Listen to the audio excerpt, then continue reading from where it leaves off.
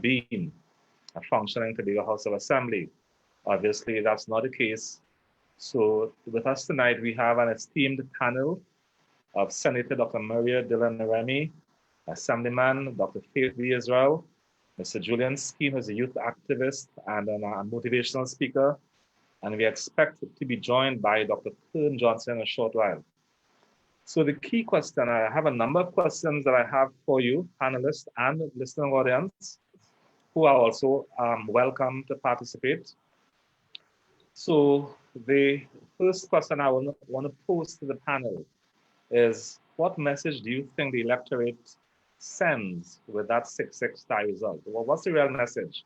The Tobago population has said something. What is that something? Will we start with you, Dr. Remy? Hi, good evening, everyone. Dr. Shepard, Stephen, I really think that the Tobago public has said that they are uncomfortable with the current administration.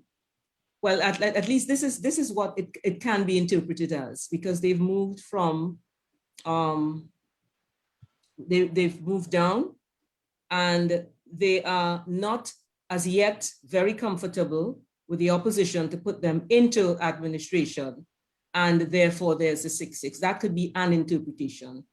I do think that, however, the public did not, in other words, you didn't have the public say PNM, PDP, or PNM plus TDP tie.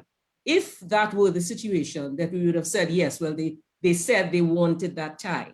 I think this is just I've said it before, I think it's a divine opportunity for us to try something different.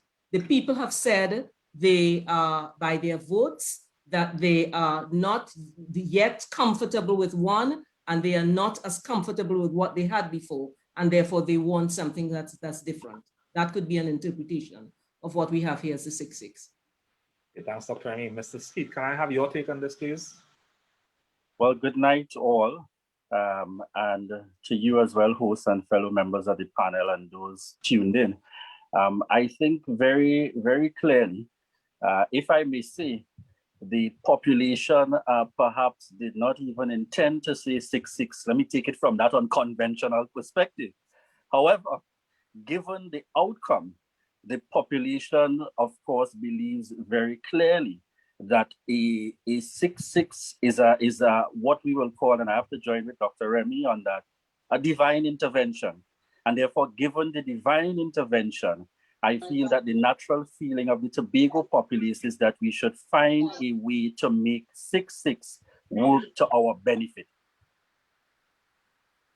Thanks, Julian. Now, the night of the elections, I heard Professor Hamad Ghani saying that he was there with Mr. Robinson when the THA Act was being drafted, and Mr. Robinson predicted the situation and deliberately left it as it is because he felt Tobago should solve Tobago's problems. So, Dr. Israel, I want to throw this right in your court. You are deep in it. Tell us your take on it, and why are we still 6-6? Well, good evening, everyone. Thank you for having this program. And I want to specifically thank Tobago Civil Networks for continuing the conversation, continuing the discussion about this very important issue. I think that the population, by the percentage of people who've been voting, really has been saying that they are not as happy with what has happened, and have subsequently, or in subsequent elections, voted less than 50% or very close to 50%. So that in itself says something about what the people are thinking.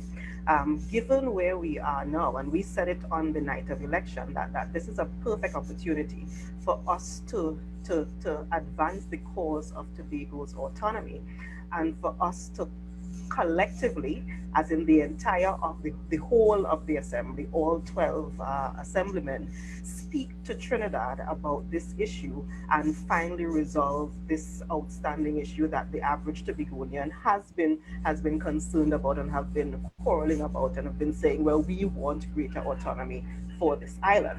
So it was a surprise to us. It was something that we did not really think about in a lot of detail then.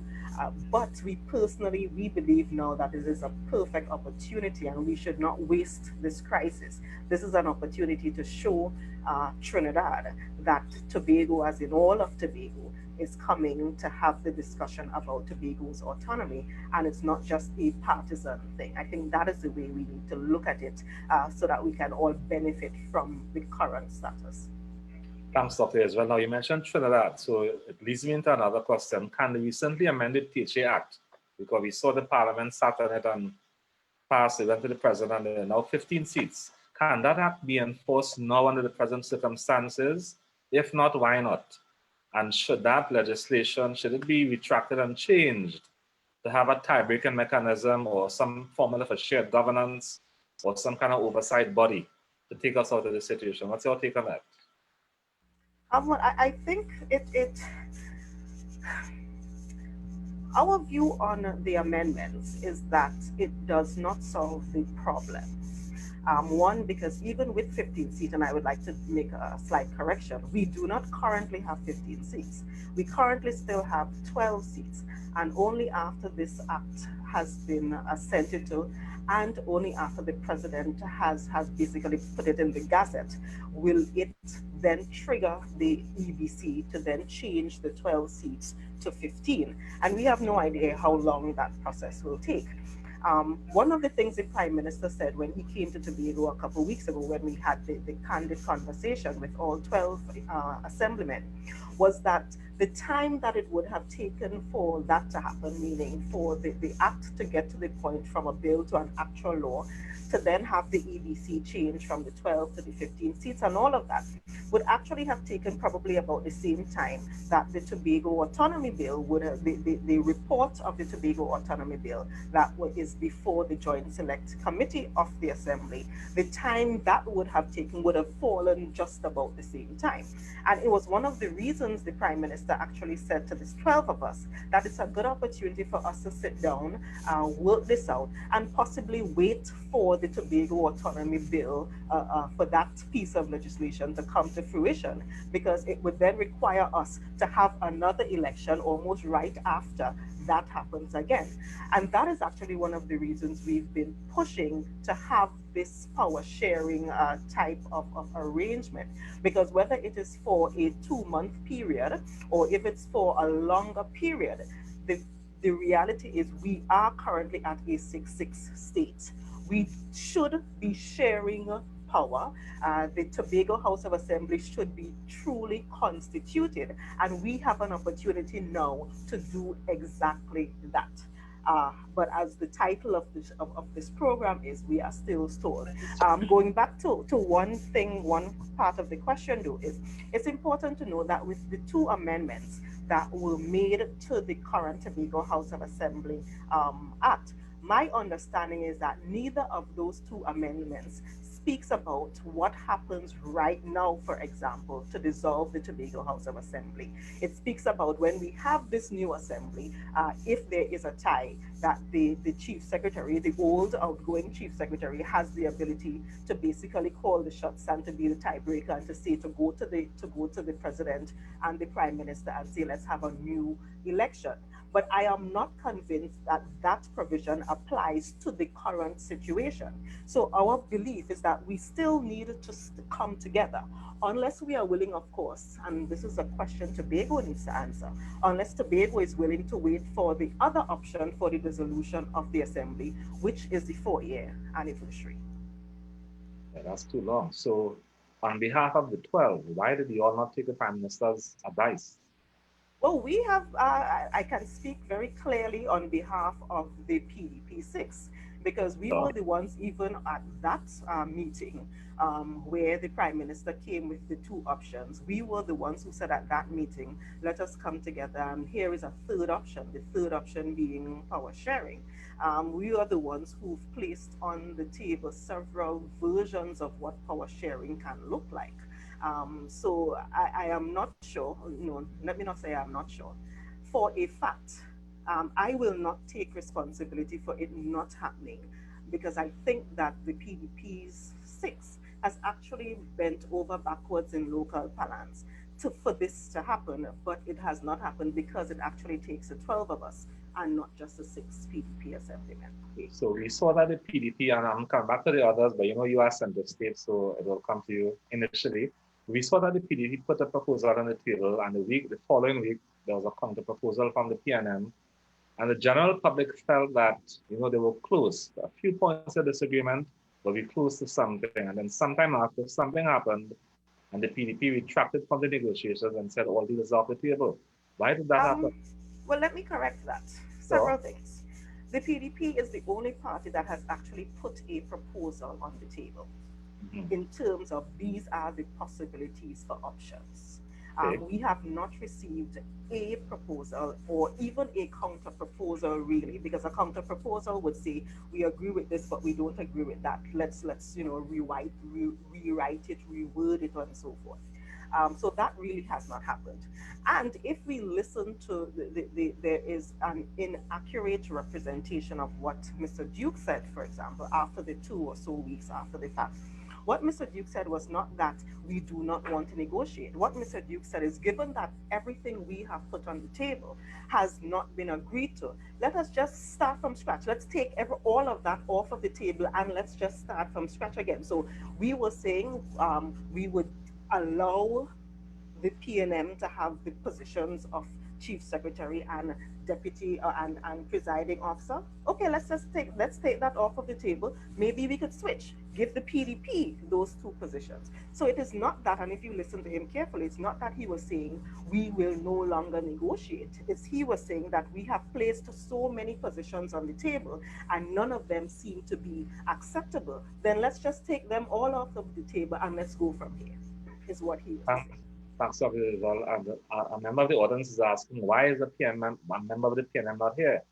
And the Tobago Civil Net advised me that the PNM was actually invited, but they declined. So just to make it formally known that the Tobago Civil Net is a non-partisan group and they are not pro-PDP or pro-PNM. That's not why they have PDP here alone, our PDP representative. They did actually invite the PNM, but they said, no, thanks, we're not coming tonight. It leads me straight into a question to Mr. Steen. Mr. Steen.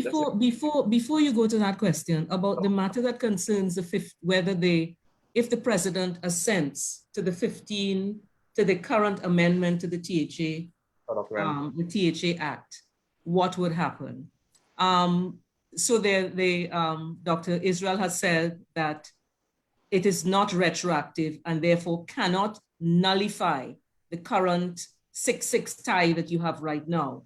And there's nothing in that act that will say, okay, it now means that you can call for the election that has already gone on and resulted in a 6-6 tie. And I think that my understanding is that that was what the government intended, that it would put a solution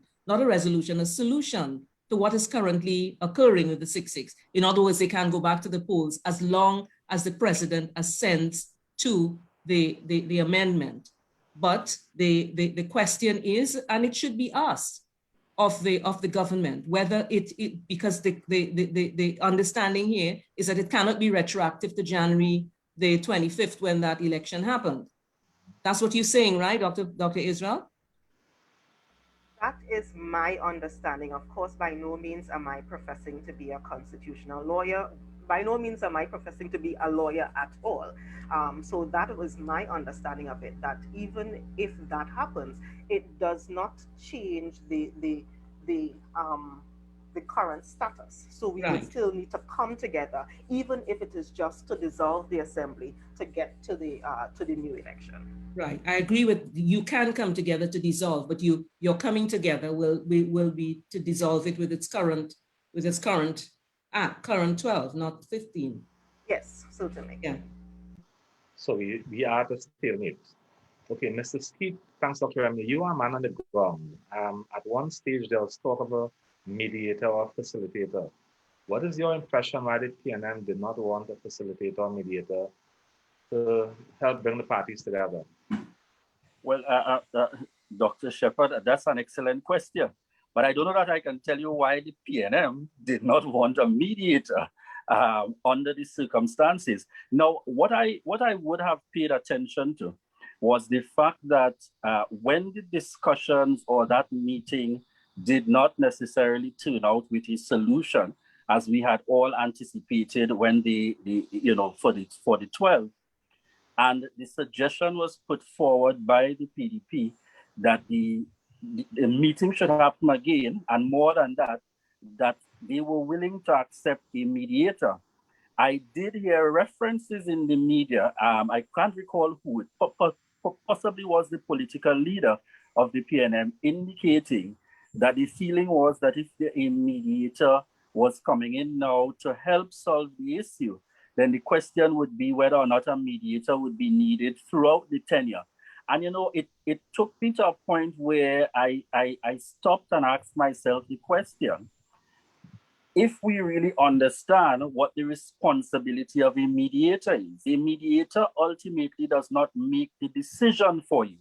What a mediator seeks to do is to bring forward the facts of what is being discussed with the objective of getting the parties to come to some collective understanding to move the process forward.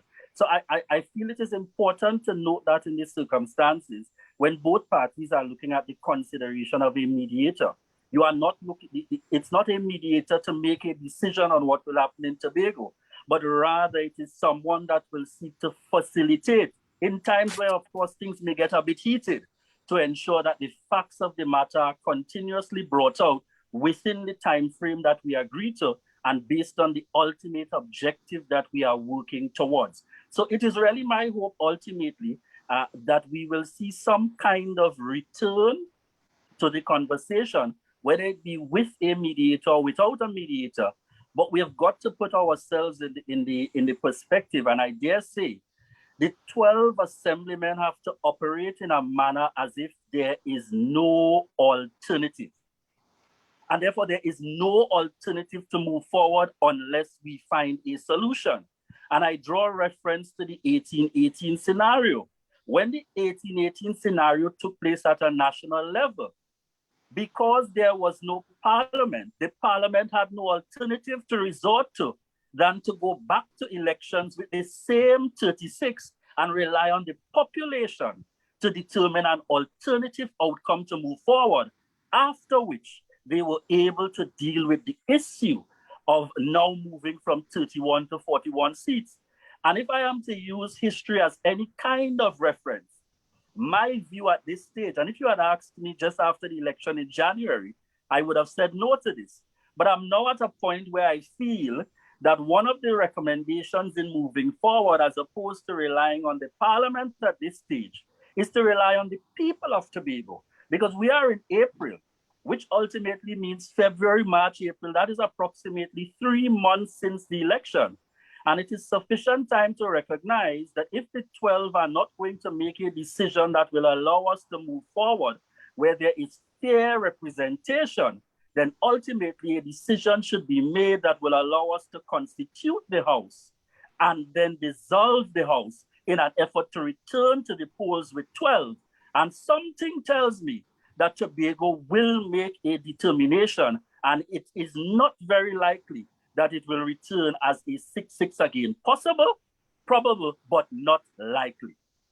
Thanks, Mr. Skeet. And I was just reminded that Tobago's Civil Net actually recommended a facilitator for coming to an agreement, as you suggested, and a mediator to resolve any issues. Now, I suspect people are mixing up mediation and arbitration. Arbitration decides. The mediator, as you said, brings the parties together. Right? Correct. Very correct. Yeah. So thanks, Mr. Skeet. That was very enlightening. So a question to Dr. Remy. Now normally the practice is that the chief secretary is, let's say, elected, nominated. We know who is the chief, and then he or she announces the secretaries.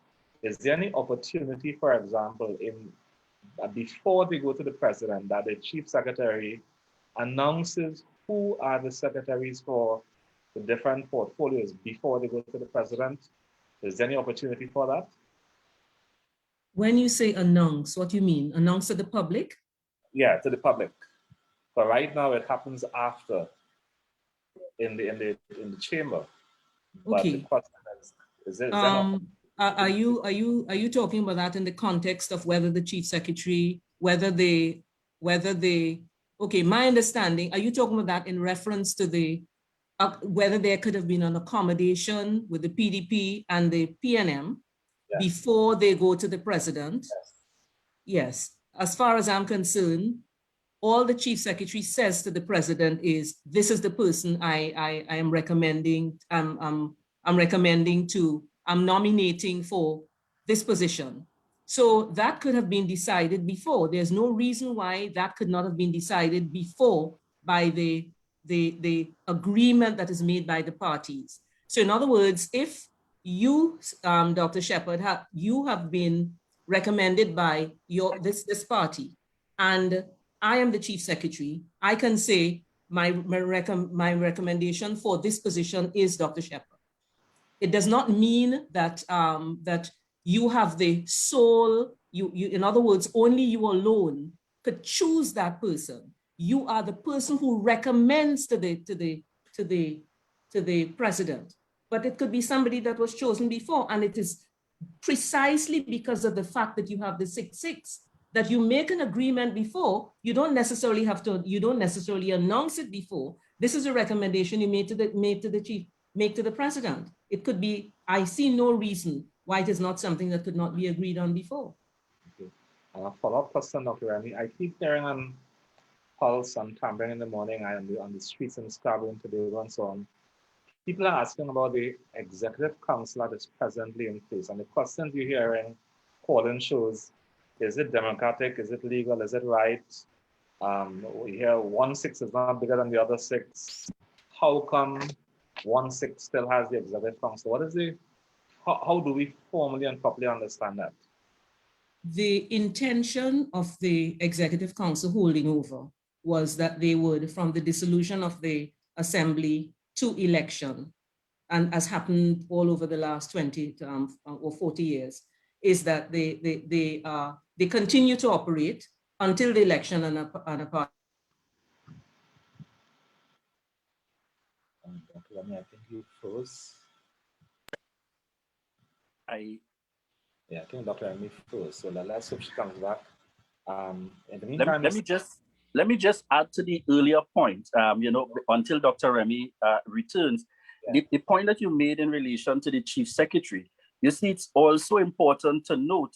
I agree fully with Dr. Remy that I see no reason why there cannot be a discussion beforehand, because I would like to assume naturally, even before I go to what the act says, that I would like to assume naturally, when we had past chief secretaries like Mr. Kelvin Charles, Mr. Orville London, Mr. Ho Choi Charles, and so on, I do not want to assume that the very first time an individual knew the portfolio that they were going to hold was when the president announced it. And quite naturally, one would think that there would be some level of engagement in relation to, or rather some level of consultation with the individual members who you are proposing to hold particular office as secretaries. And if for some reason a chief secretary intended to have it as a surprise, the Act, the Tobago House of Assembly Act, and I want to go to that specifically, speaks to that fact, which is under the section 33. It speaks to the fact of what constitutes and how this executive council shall be comprised. And it shall be comprised of secretaries not being more than 7 members selected from among the members of the assembly, as the president, acting in accordance with the advice of the chief secretary, may appoint. But it is important to note that it did not stop there.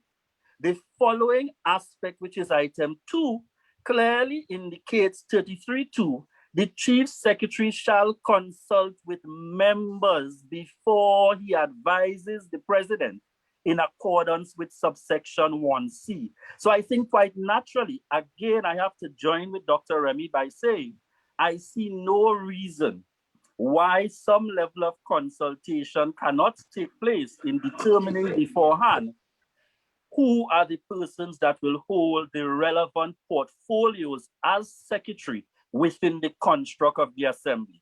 I will have to be guided otherwise, but that's my understanding. Mr. Skeet, and a former presiding officer supports you by saying that the THA Act mandates discussion in the House before the recommendations are sent to the President. So thanks very much for that. I want to change direction a little bit. And the question here now is about the Tobago autonomy. And the question is whether the shared governance and joining in one accord on Tobago's autonomy would improve the chances of Tobago receiving the autonomy. Let me hear your take, Mr. Skeet, and then to Dr. Israel after. I dare say it might be the only opportunity to ensure that we get the what we are looking for. And let me put that into context. You know, I don't like to use either extremes, but I feel it is the 99% chance we have. And it is for this simple reason. Any bill, or let me use the analogy to say, when the GSC completes its work, assuming it does in May of this year, as it indicated it intends to, now be mindful of the fact that the GSC can come before the Parliament, and I stand to be corrected by Dr. Remy, who is in the Parliament. But my understanding is that the GSC can very well come in May and ask for a further extension. But let's assume that the GSC completes its work and brings it forward to the Parliament, and we go through the relevant process. It is still very, very important to understand that in the very broad scope of things that we are looking at. Oh, I think he fell off also. Okay, Dr. You want to continue the point, Dr. Remy, and then I'll bring Dr. Israel in on the point Mr. Skeet was talking about.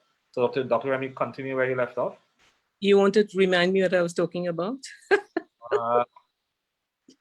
You were talking about the process of identifying assemblymen for secretarial positions. Right, assemblymen for secretarial positions. And my understanding is that there's absolutely no law that prevents the chief secretary from coming to an agreement with the, particularly given what is happening now, an agreement with the opposition. Or, well, I mean, it's not opposition.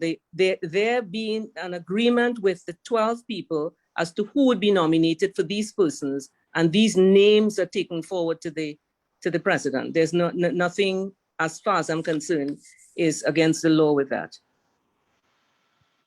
Sure. Yes, sorry, I think I got knocked off for a little bit. Yeah, you did.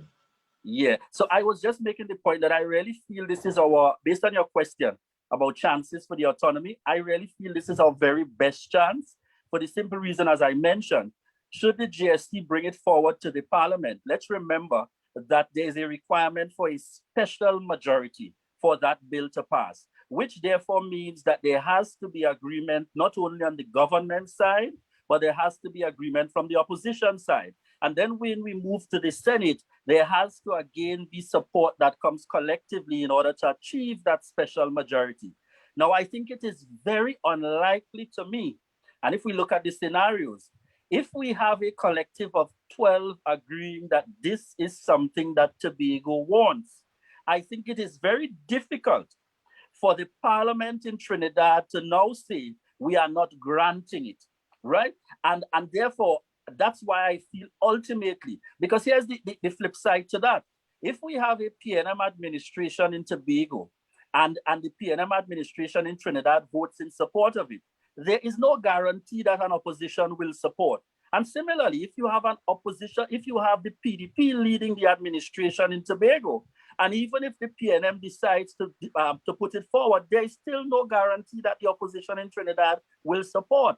But when we speak with one voice, which is what we have the opportunity to do now, as 12 saying this is what we want, I think it is a little more difficult for Trinidad to say we are not supporting. But once we have dissenting voices in the mix, which comes naturally when there isn't a 6-6, automatically, I think our chances are filled. And that's my simple rationale to believing now more than ever is the best time for us to achieve what we're trying to get. Thanks so much, Julian. And we asked Dr. Israel, your take on that, please. Yes, so Julian is 100% correct. And that is what we've said from the night of the election when we recognized the result was actually 6-6. As a matter of fact, even going before that, during the last THA term, where there were only three of us in the Tobago House of Assembly, one of the last motions, as a matter of fact, I think it was the last motion that the minority presented, was for us to actually go to Trinidad, given that this Tobago Autonomy Bill, it's been an entire term went by with it being there, not passing, kind of seems like it's not going anywhere.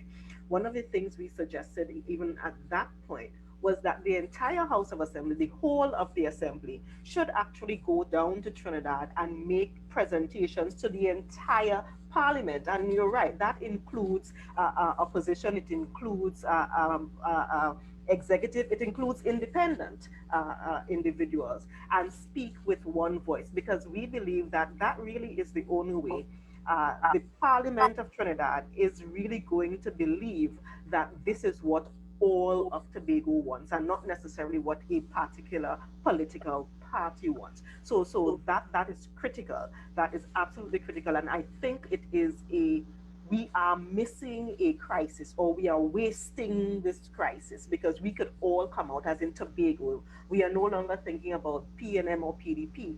Tobago has the opportunity to come out on top if we are able to do that. And let me also say really quickly, either way, one of the other things that we had spoken about was the fact that even in the interim, going back to whether this is what Tobago wants and what Tobago wants, even in the interim, even if, let's say, we come together right now, we miraculously get together tomorrow, decide to dissolve the assembly, there is still, according to the Tobago House of Assembly Act, at least a 2-month period where we cannot have an election before that time period. So there's still at least a 2-month period, possibly as long as 3 months, where the Tobago House of Assembly still needs to run. And we believe that that still also needs to be done equitably while we are having the conversations. And yes, it is an opportune time for us to keep pounding that, hey, these are the things that Tobago has said that we've wanted. And we're not even talking about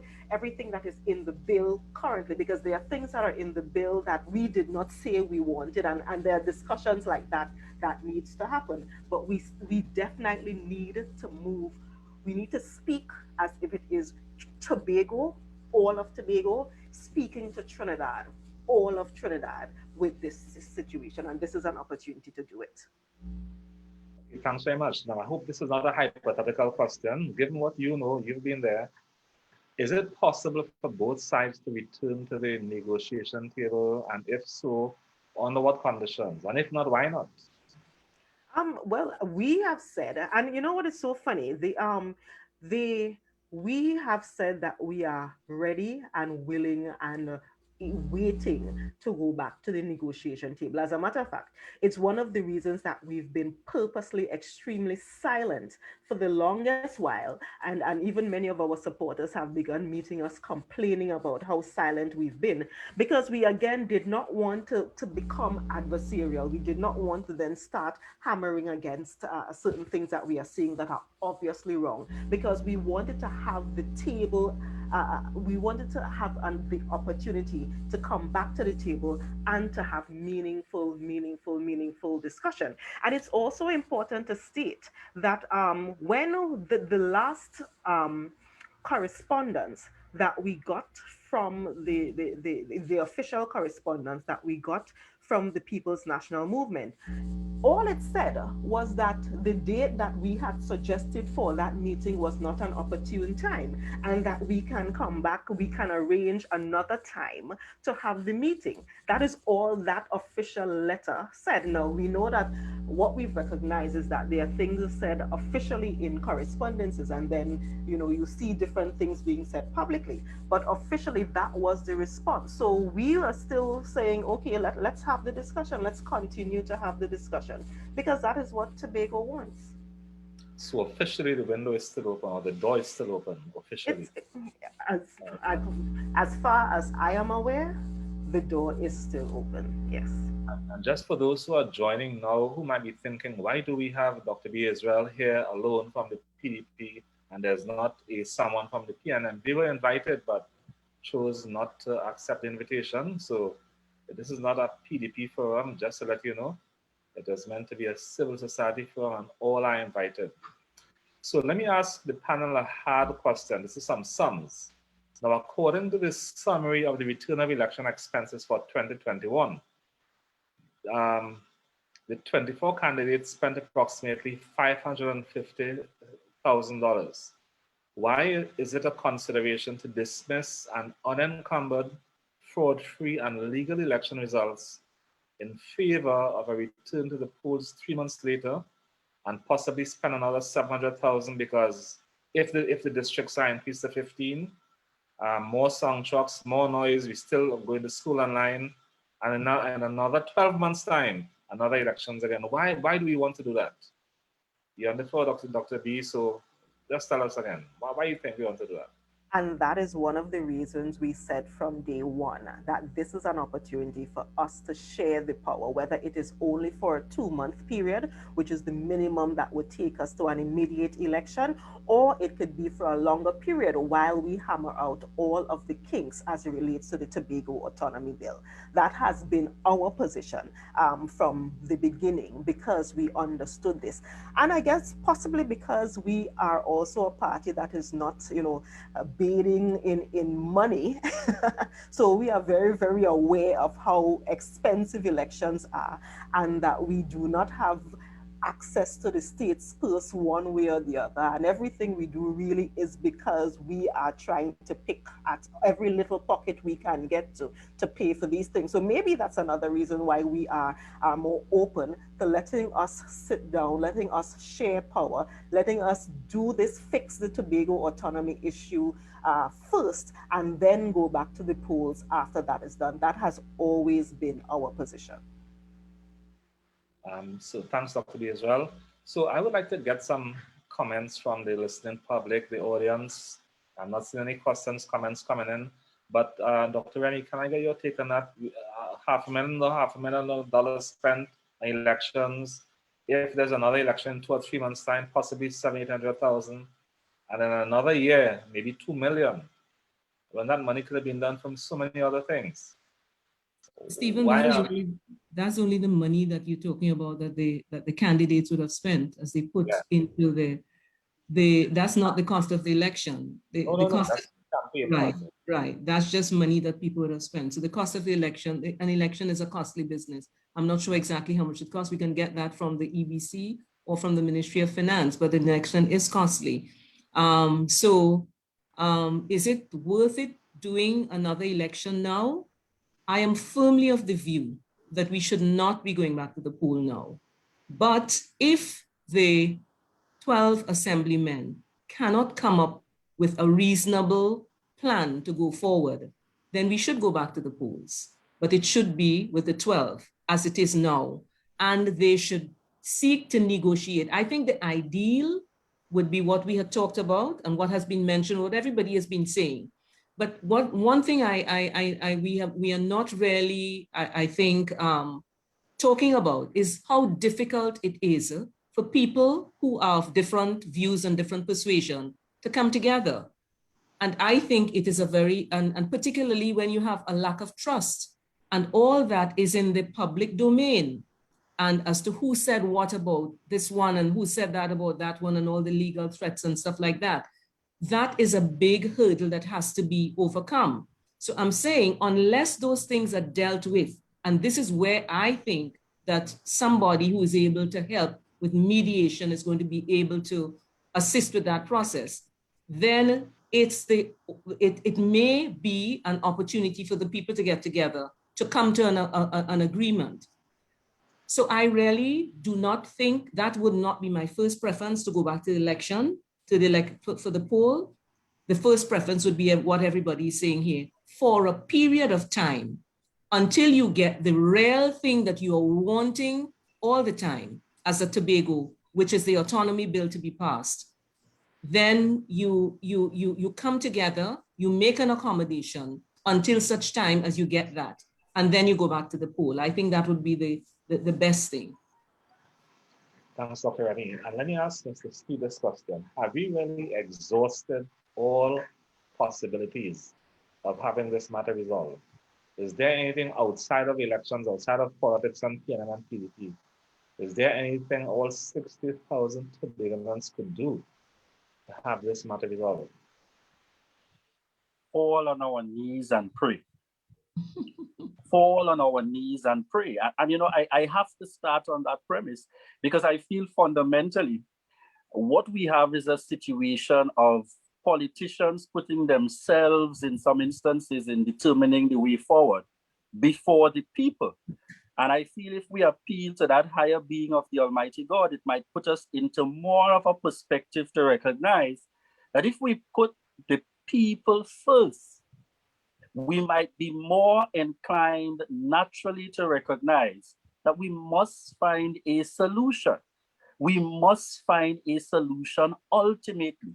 And if you turn in and around Tobago, and you know, I like to be very practical. The average Tobagonian, whether you are PDP or PNM, or whether you could care less about what's happening in the politics, you are uncomfortable with the fact that we are stalled. That's the average Tobagonian. You are uncomfortable with that fact. And as I've made the point, I have friends that operate within the PNM and friends in the PDP and friends who really don't care about the politics at all in a direct manner. But the sentiments are the very same. And therefore, because those sentiments are across the board, it's important, and I dare say that we have to urge, we have to stress, and we have to impress upon the 12 assemblymen who were elected that you have no other choice but to come up with a solution, and a solution to move us forward.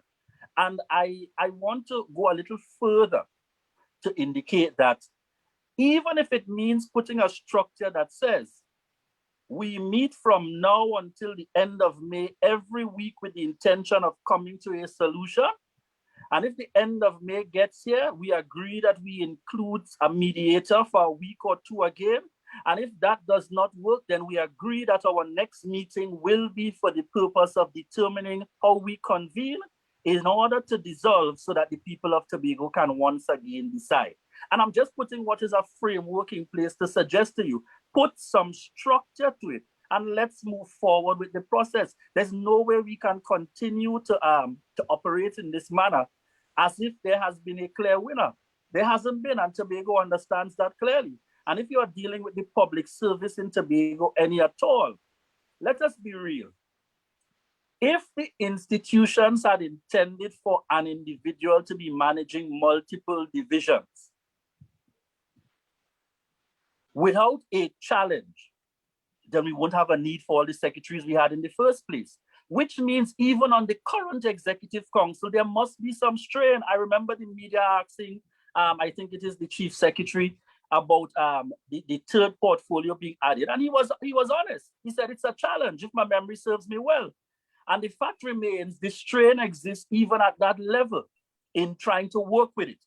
So therefore, we have an ultimate responsibility to really ensure fundamentally that we find a solution. And I want to say, perhaps the next meeting should ultimately determine the framework within which the 12 elected representatives will operate, a time frame with which they will continue to try to go back and forth, and what is a possible alternative at the end of that time frame that will seek to give a fair option to all of Tobago. Because I think there's agreement on one thing, that ultimately Tobago should decide who takes us forward, whether it be the PNM or whether it be the PDP.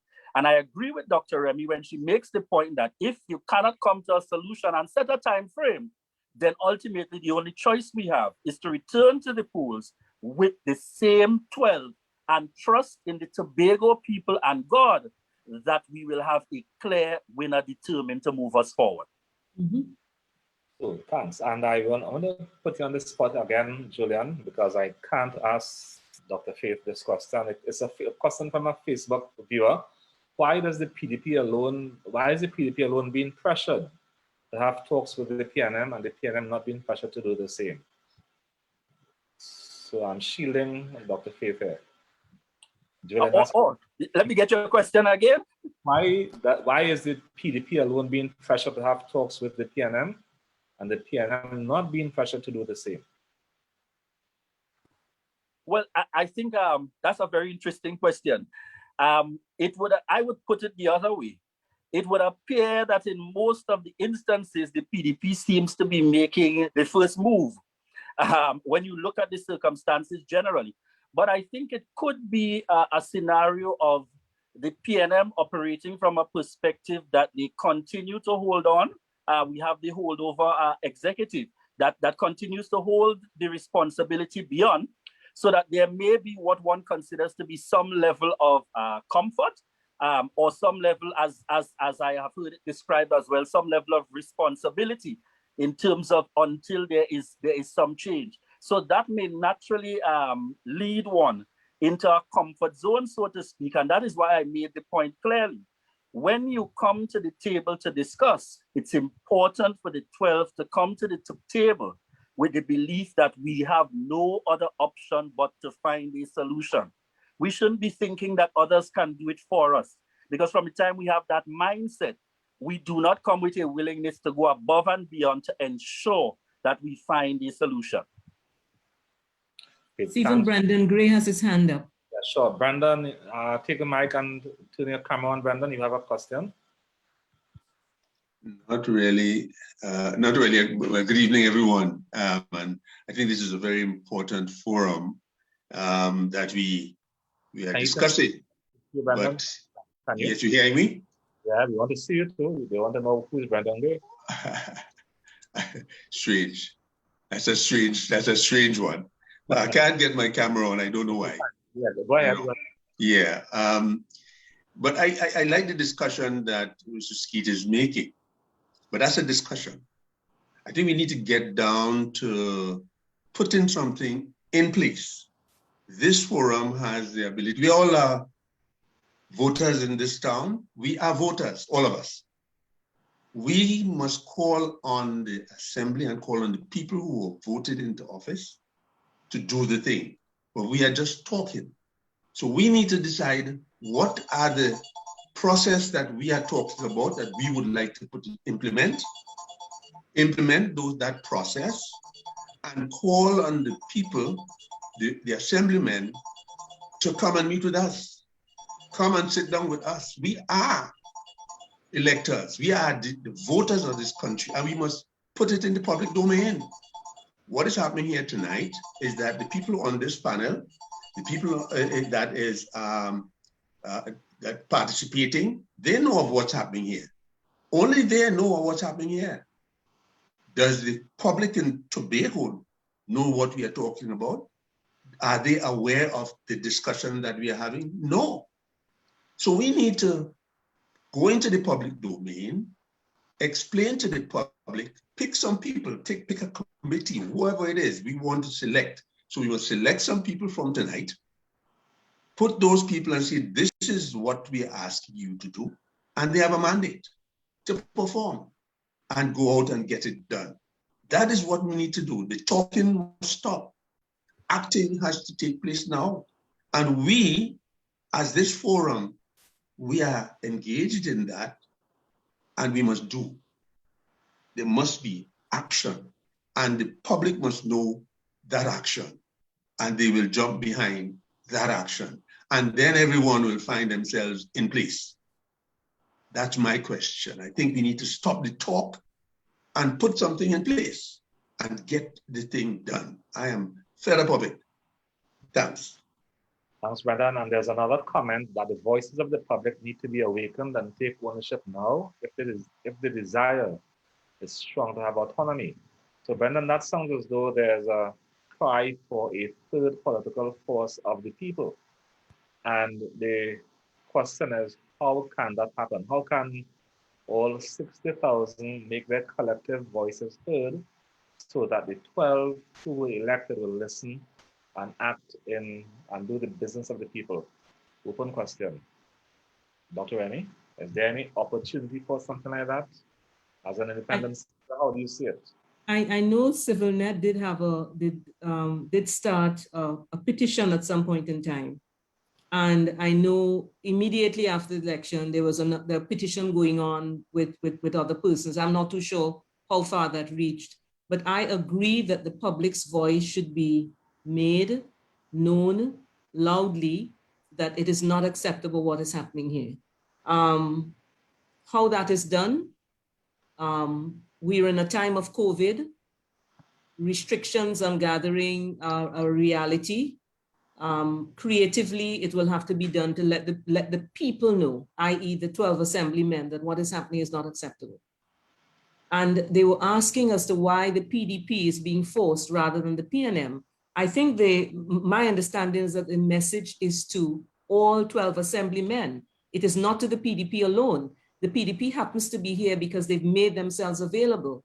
And according to CivilNet, their invitation to the PNM was not accepted. Having said that, it is not PDP alone, because the PDP alone cannot do anything. The other point I would like to make is that we do not have, i.e. no, the CivilNet or any other organization does not have any authority to call the people together, or even to call the PNM together. But the public does have, as the people who are voting, they do have the authority, if their voices can be heard collectively, saying that they want this thing to change. And I think that's the question. How? Brendan made a call, we, but who is the we? How will it happen? We cannot gather publicly. And you heard the Commissioner of Police this evening. I am saying no to any request. So don't even write, don't even waste the ink. Well, let me probably add, there are obviously some, there may be ways in which to get the attention of those whom we have elected to office. And as Dr. Remy made the point, to send a very clear message that this is unacceptable. I want to say that in a time like now, we also need to see greater levels of responsibility. And it's a challenge I'm putting out there to the media as well, because I'm interested to know that since the last communication on the matter of meetings, I want to see the media pressing both Farley and Tracy, asking them, when are we going to see another meeting? I want to see the media asking the difficult and challenging questions in the public space. Are you now comfortable with this situation? So we have seen that the PDP has put forward what is the alternative executive as a possible option in a time like now. I want the media to ask the PDP the tough questions. Are you satisfied that this is enough? And therefore, we see the current PNM continuing to operate, holding on based on the THA Act to the authority of the Executive Council to run the island. And I want to see the media asking them very openly in the same manner, are you satisfied with this, and how long are you prepared to go forward like that? So I think we have an opportunity here where I want to put out a challenge. And I'm putting out the challenge in that manner specifically because we're in a time of COVID, and the coming together physically might be very challenging based on the restrictions as is. And we don't want to put any lives at risk. But however, I feel when opportunities arise to engage both parties, it is important to press upon them. Tobago needs timelines. In fact, we are not asking for timelines anymore. We are demanding timelines for the simple reason that your actions as the 12 continue to affect our lives.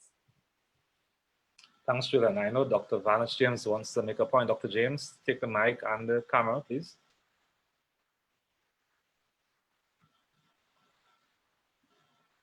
All right, good night. Good night to everyone. And let me commend the CivilNet for the conversation that is going on here. I think I want to make a comment that more so challenges the PDP to use the opportunity to provide a certain kind of leadership to the people of Tobago. When I look at what has been happening, I see that the PNM is completely consumed with being the executive of Tobago. running the Executive Council. The PDP is offering a shared governance arrangement. And if I were the PDP, what I would mean by that is that you take the responsibility for the economic development of Tobago for the time being under the Fifth Schedule arrangements and therefore the Executive Council. And let me, with the confidence of the people of Tobago, take the lead in reforming the governance arrangements of Tobago. And if I were the PDP, I would put the PNM back in power, give them the Executive Council on whatever terms they want fundamentally, and say, okay, we will be willing to take some of the portfolios if that is in your thoughts. But really, we are prepared to give you the whole Executive Council.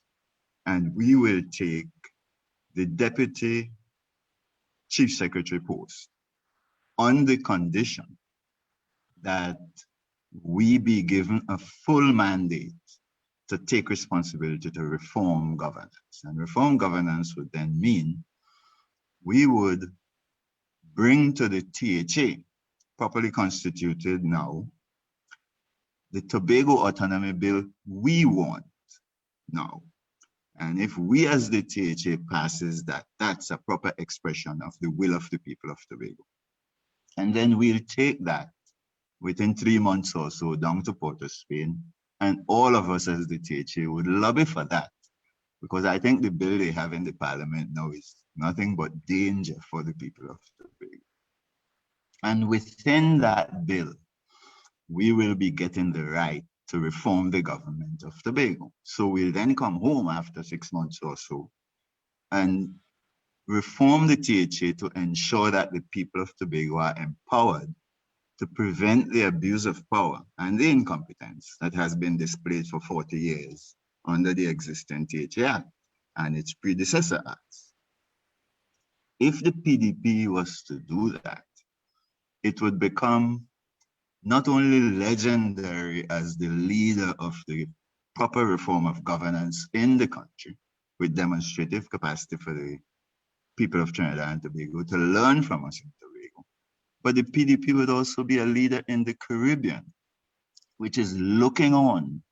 You know, I have colleagues all over the Caribbean calling and saying, we're looking on. They want to see if this would really lead to the kind of governance reform that would then trigger a development process really and truly in Tobago.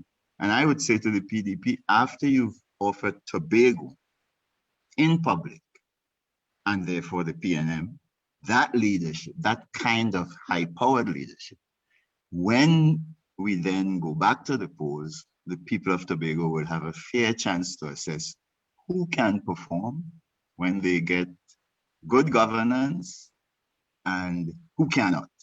When the people get a chance to weigh what the PNM could do with the Executive Council against what the PDP could do with just the mandate to lead the governance reform, they will have a clear understanding of who really is preoccupied with the empowerment of the people of Tobago rather than simply with being in power, so to say. I think that's the opportunity that the PDP has, and it should really take the lead in getting the assembly properly constituted under that kind of offer.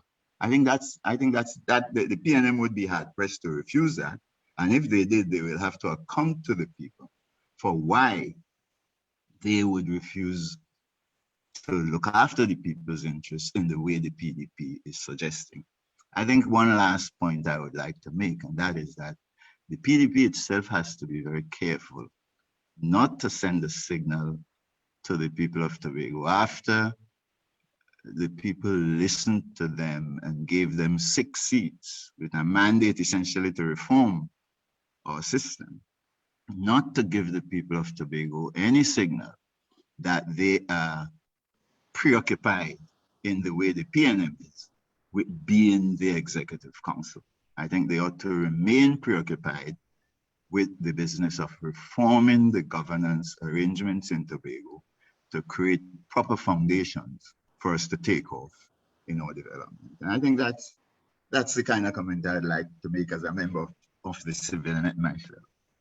Thank you, Dr. James. Can I get comments from Dr. Remy and Julian and Dr. James's comments? And then I have 2 questions from Facebook for Dr. B. Israel. So Dr. Remy first, then Julian and Dr. James's comments, and then you go to Dr. B. Israel. Dr. Remy. I think it's Dr. James's comment is very novel in the sense of giving up what you have, well, what you are fighting for now for something far greater. My question though, there is a bill right now before the Parliament, and that bill is before Joint Select Committee. Does that mean that you just abandon that bill, tell the government you no longer want that bill, but you're going to get a new bill? I'm not sure exactly how that process is going to go.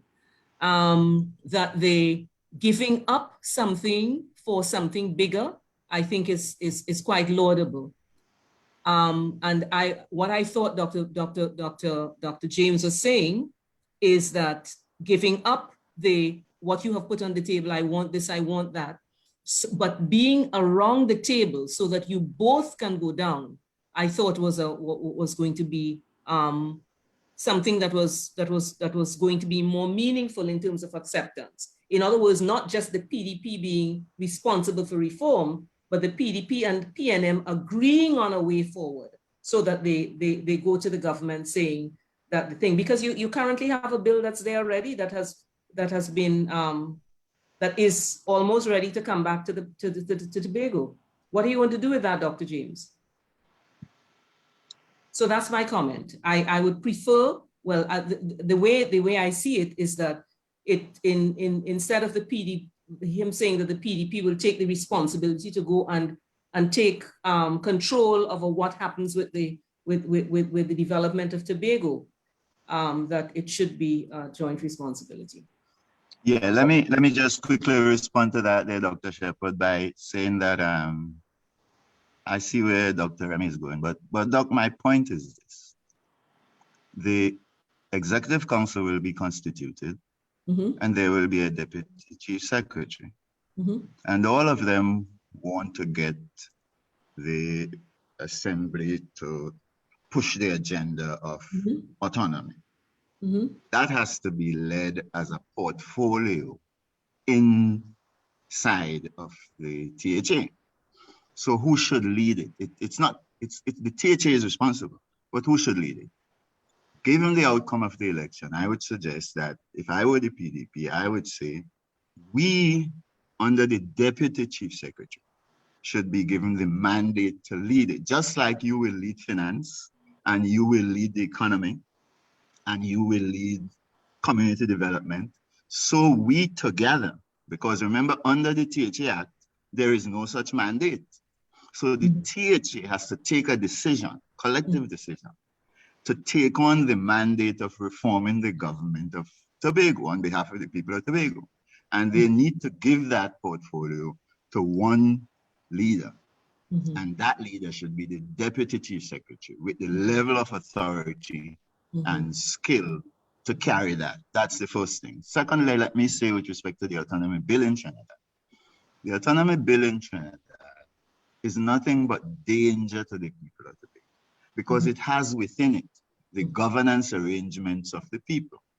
You're putting into the Constitution of Trinidad and Tobago a network of all sorts of provisions relating to our government administration and so on. If the people of Tobago ever want to change one of those, they're stuck with their 40, 41, 39, 2-seat configuration in Trinidad, and we are in the same position we are in today, where we are stuck with a governance model we do not want.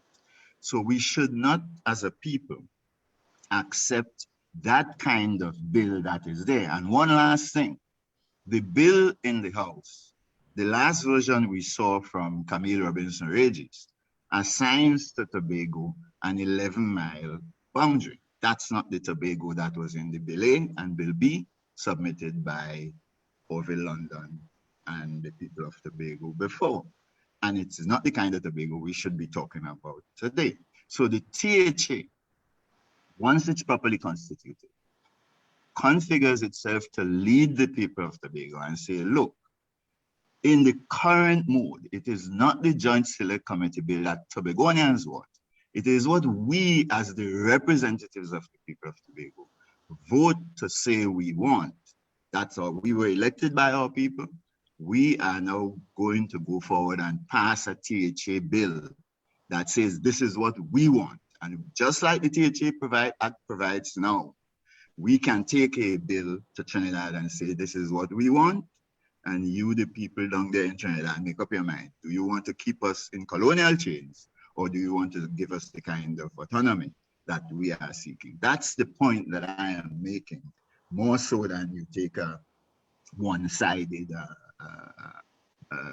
control of the agenda. It is a THA agenda, but the leadership of the agenda should be the Deputy Chief Secretary, rather than the Chief Secretary or the Secretary of Finance or any one of those. That's the fundamental point. Thank you, Dr. James. So let me ask Mr. Steve to weigh in on Dr. James's comments and his response to Dr. Remy.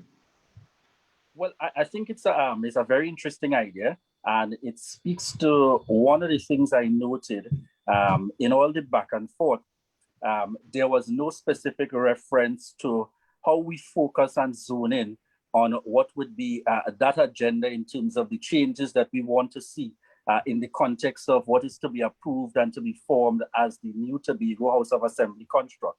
So I like the idea from the perspective that it permits where there is some level of authority or some level of agreement in principle on somebody leading that charge within the construct of the Executive Council and within the construct of Tobago.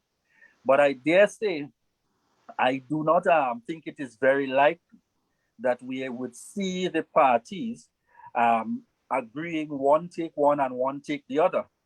We are probably more likely, as Dr. Remy said, and I'm somewhat inclined to agree, seeing the need for some kind of shared understanding so that we do not end up, because my only concern there is that we end up with a scenario where when we get to the point of one party leading the charge and one party ready to present after they have made a decision and said, all right, you take the Executive Council and I will deal with this other arm as the Deputy Chief Secretary, I think we still stand the possibility and the chance that there will be variations.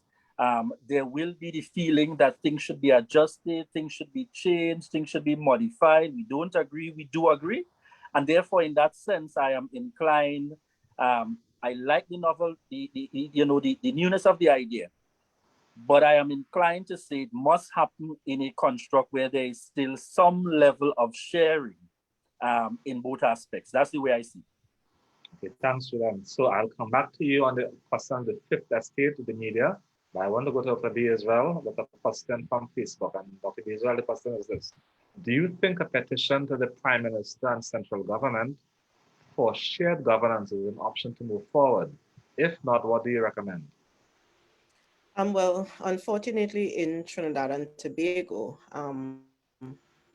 petitions are not legal entities, which may actually be one of the things that Tobago considers in its governance structure going forward, whether something like that should be part of the process of ensuring that the 60,000, that the 12 or 15 or whatever number actually hears the 60,000 on the ground. The Prime Minister has made it very, very clear that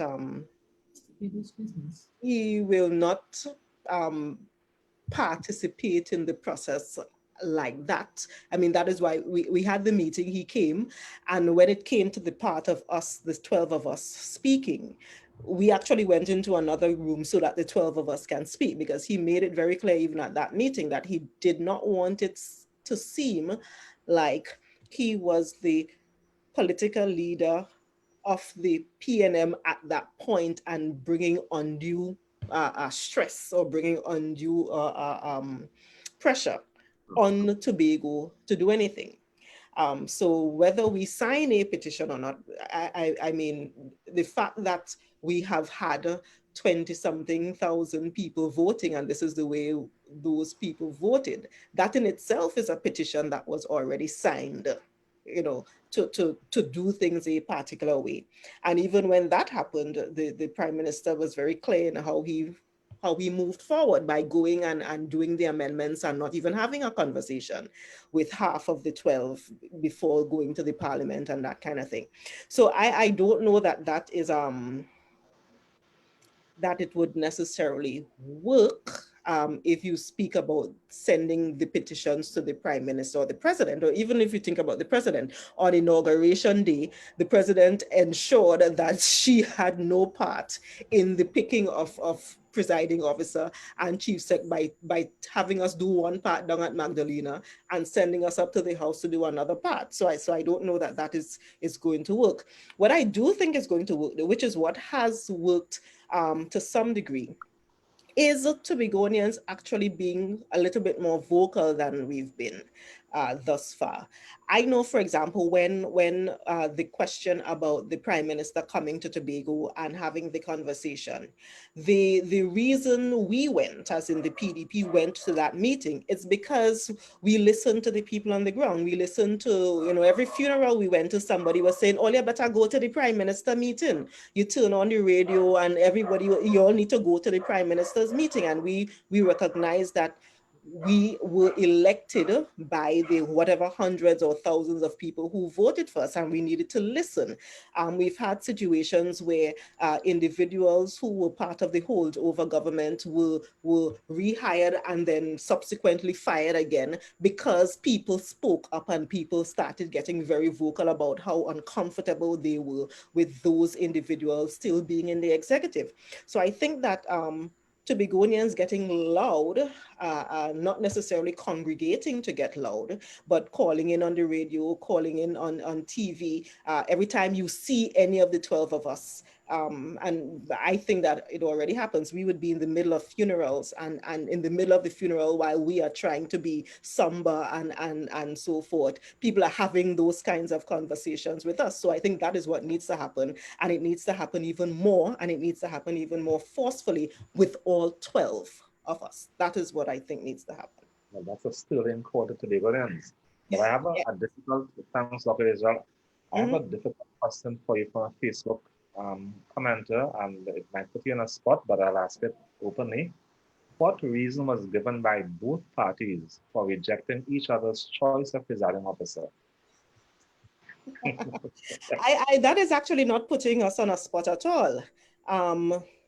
When we, and Mr. Julian Skeet, maybe this is putting you on a spot, but when the PDP identified Mr. Skeet as the person we wanted to pick, it is because we honestly thought that he was not partisan in any way, because we did not, and he could vouch for us, we did not have a conversation that says, you are PDP and we expect you to come and be on our side or anything like that. It was because we honestly thought that because it was 6-6, that he was a very neutral person in the eyes of all of Tobagonians. And that is why we had actually identified him versus a very clearly PDP partisan person to become our presiding officer. And I am not sure that the other side can use that same rationale for why they picked their person. So we were just very, very confident that the person we picked would have really presided over the House fairly. Okay, thank you. And I am seeing some comments on Facebook that are actually supporting a point you made earlier and that Julian made, and I'll just read them. How can the people be heard? They are barely seen. Can the public put pressure on the 12 to return to the negotiations with mediation? And there's a question, let me just take a look at it. What would it take for average Tobagonians and the party members to see themselves as Tobagonians first, and PNM or PDP or any other political party second or third or fourth? That's a general. So Dr. Bijal, just take that and throw it out. Well, I can tell you, I got into politics, and even within the political realm, I am Tobagonian first and everything else after. I've said that very publicly, even to the dismay of even many Trinidadians. I've said that because that is why I got into politics, because I recognized that this island needed to be much further along than where it is now. And I am going to continue being Tobagonian first. So even if it's just me, you already have one that is like that. And I could say pretty confidently that it is one of the reasons we picked even all of the 12 candidates that contested the Tobago House of Assembly election on behalf of the PDP. We went through a very rigorous process to ensure that we were picking people who, you know, for want of a better word, we ain't shame we, because they were really, really just thinking about filling their own pockets and all of that stuff after the fact. So that is where we are. And that is why we've given up. We've given so many concessions. I mean, the coveted prize, you go into the Tobago House of Assembly elections to get the coveted prize of getting the chief secretary. And we were the ones who said, okay, we are willing to give that up because this is what Tobago needs. So I am not sure what else, and this is me joining the rest of Tobago in the level of frustration that we are feeling. I am honestly not sure what else we can do, which is why I'm kind of throwing it back, and a lot of people are kind of throwing it back into the court of the rest of the 60,000 of us to really, really stand up and to really be more vocal about what they want and what they're willing to live with. Because the reality is, if nothing happens and if it is left up to just a handful of people, we really could get to the point where this comes to an end at the 4-year anniversary. And I'm not sure that the average Tobagonian really understands what that means and how bad that could be for the democratic process that we very proudly speak about. Thank you, Dr. B, as well. And Mr. Brendan Gray. So Brendan, your hand is up. Take the microphone. You have a comment? Even there was another hand Yes. before, you know, catch the wave. I don't know who that person is. I think they took their hand down, catch the wave. I don't know if it's because they were waiting a long time. Okay, I know that. So catch the wave. Can you take the microphone? So I am I on? Yeah, I just wanted to hear Dr.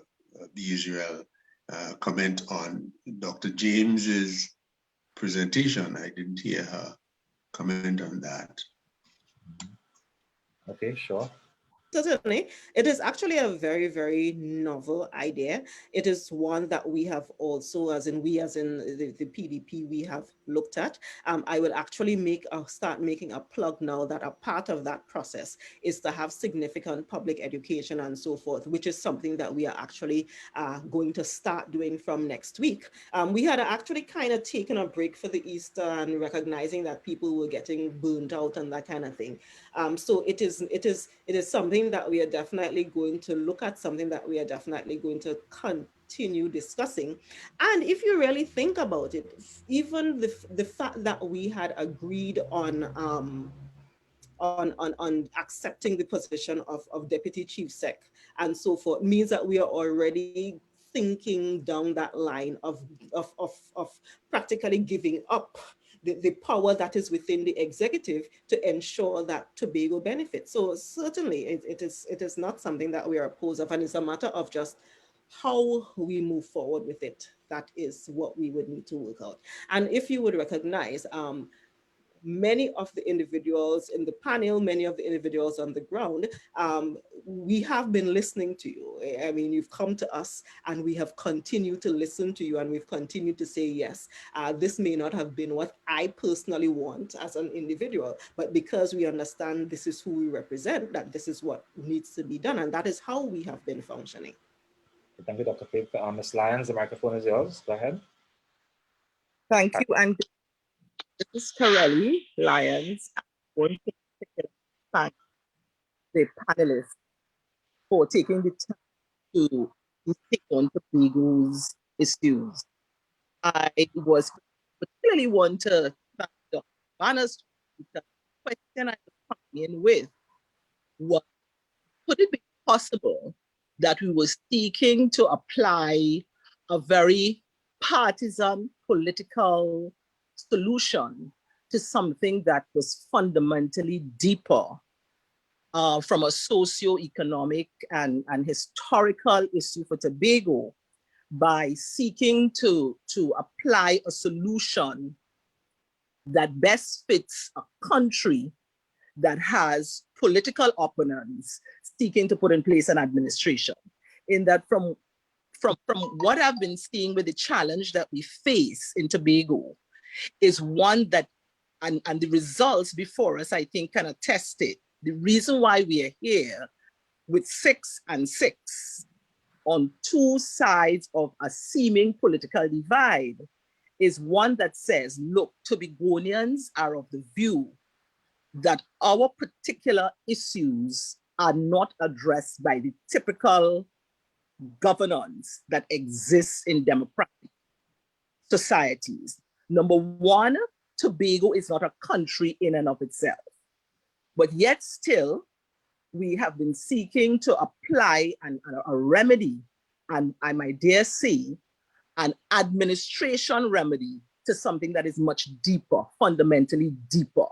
So we are speaking to the parliament, and we're speaking to what the act says, and we're speaking as though we were seeking to put in place a government based on the typical partisan politics. And that's why it was particularly, Dr. James came in just at the time when I was about seeking to ask my question. And what he has put over there to me is food for serious thought and consideration by Tobagonians at large.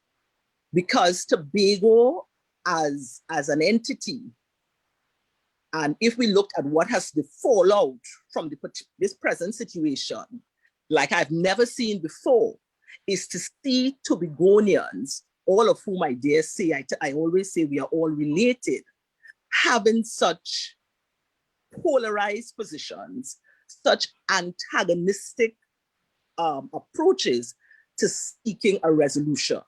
So I would want to, while I have not studied in detail what Dr. Vanis James has put forward, it is certainly quite a bit that we should look at and to come with a novel resolution that is basically non-partisan, but can speak to good governance and accountability. I think in essence, what the challenges and the cries you've been hearing on the ground in Tobago is one of people feeling that they have not got the best public service that they seem entitled to, and it has come forward from independence right through to where we had the Tobago House of Assembly coming into effect, and to today where we stand in a stalemate 6-6. So all I wanted to ask was, could we possibly step back and see if we are not simply trying to use a cut and paste approach to what has been used traditionally to try to fix a problem that is quite different from the elections that would have taken in Trinidad, etc. So that was my point, and I want to thank you for facilitating. So Dr. Remy, as a senator, how do you respond to that? It's interesting that Dr. James said that the bill that is before the parliament right now, it's a terrible bill. I'm saying that as interesting because my understanding is that that bill went through a lot of consultation, etc. And just as Julian said, this was not a bill that was brought by the PNM or the whoever was in opposition at that point in time. In order to get the best opportunity for the bill to be passed, it was taken by, well, what is called the Forum of Parties. And my understanding, it is in that light, the Parliament is looking at the current bill that is there, that was presented in 2015, a bill that was presented by the not a party, but by people in Tobago who wanted this, whatever it is for Tobago. It is that it's a reality that it has taken a long time. And I am not sure what will happen when it comes back to Tobago for discussion.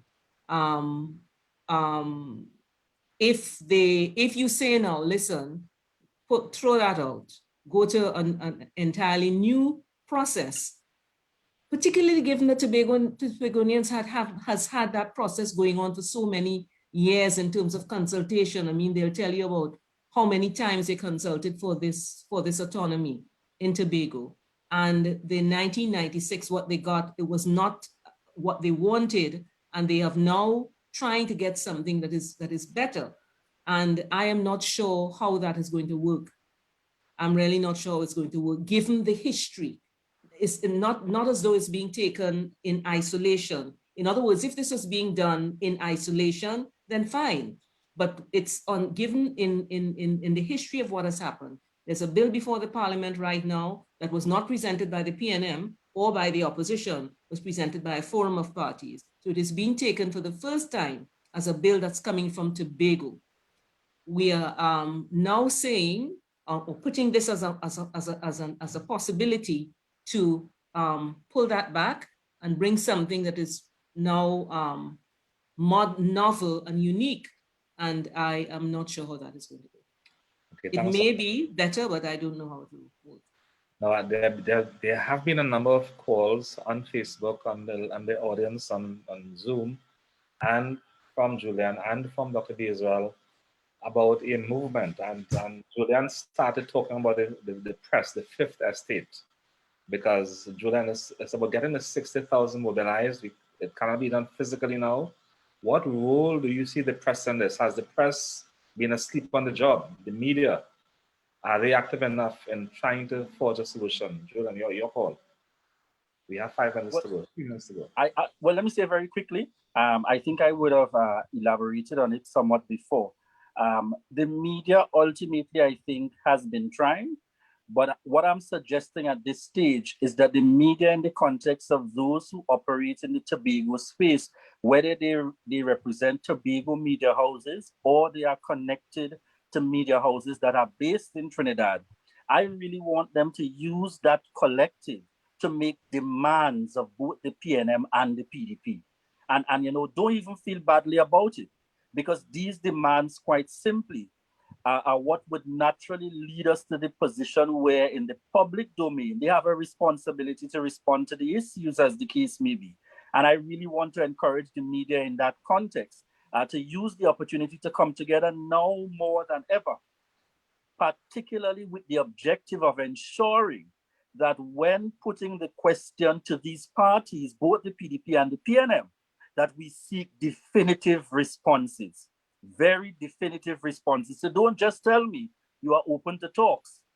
Tell me when is the follow-up date that you are going to have a conversation to further those talks. Tell me what is the timeline that you all have agreed to when you all come together in that conversation as the time period for which you are going to speak. And if that timeline gets there and we have no solution, tell me that you all are agreeing that we will go with the option of returning to the poll as is, with the 12 seats, to allow Tobago to make the final decision. And that's the kind of direction I hope to see us go in finding a possible resolution to move forward. Right, thanks, Julian. And Dr. James wants to add a thought to Dr. Remy's point. Dr. James, microphone to you. Yeah, well, I think the critical thing we have to understand is what is really wrong with the THA Act and the Constitution of Trinidad and Tobago. The THA Act, like the Constitution of Trinidad and Tobago, makes clear provisions for executive government, for the executive to work. It sets up an executive council and all sorts of rules for the executive council to function under, like the Constitution. But neither of these documents makes any provisions for the oversight by the people and by the other representatives in the House, oversight of the executive function. And that's the source of all the troubles we have had for 40 years. We had this THA Act under the NAR, we had it under the PNM, 20 years, we went nowhere. The reason for it is the absence of any oversight and any mechanism for the people to participate in that oversight process through what the Americans call petitioning the government, all of the hearings that you see. The THA Act needs to be reformed to provide for the oversight and the petitioning function. Now, the bill in the House, Dr. Remy, makes no provisions for the oversight function at all. So it really leaves you with a bill similar to the THA Act and the Constitution of Trinidad and Tobago. And what we need to do is to trust our people today. Tobagonians have demonstrated in the last election that they can be enlightened.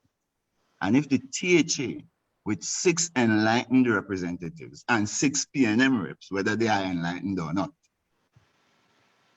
go to the people and put forward a bill that secures their rights as a people, Tobagonians will support it with a proper definition of their boundaries, with proper provisions for the start of an economic function, really. Tobagonians will support that. On the other hand, they will be in trouble if the bill in the House, keeping the same non-functional governance model in place. I want to just give you one lesson to look at as Tobagonians. If you look at the Cayman Islands, which produces $83,000 per person with 65,000 people as the citizenry, similar to Tobago, you would see that they have a governance function similar to what I am characterizing. And they are a colony of Britain, but they are autonomous in the way that I am talking. They have an executive that is controlled through an oversight function by a legislative component that is bigger than the executive function and is assigned that responsibility. That's where Tobago really needs to go. And if we go down the road of the bill in the House, we will end up nowhere near there. And I think that's what the people sense. Okay, thank you for those closing thoughts, Dr. James, and we're just about out of time. So I would like to thank Tobago CivilNet for hosting this forum to bring the issues to the people. I'd like to thank Dr. Faith B as well for being here, Senator Dr. Maria Remy for your time and your insights, and Mr. Julian Skeet for your deep insights also, and for grappling with the issues, some of them difficult, but hopefully out of this forum, we should have had some solutions, and hopefully we are one step closer towards the resolution of the 6-6 stalemate we are. So good night all, good night and all on Facebook, on all the various forum, Tobago Channel 5, thank you very much, and do have a good night. Thanks all. Good night. Sure.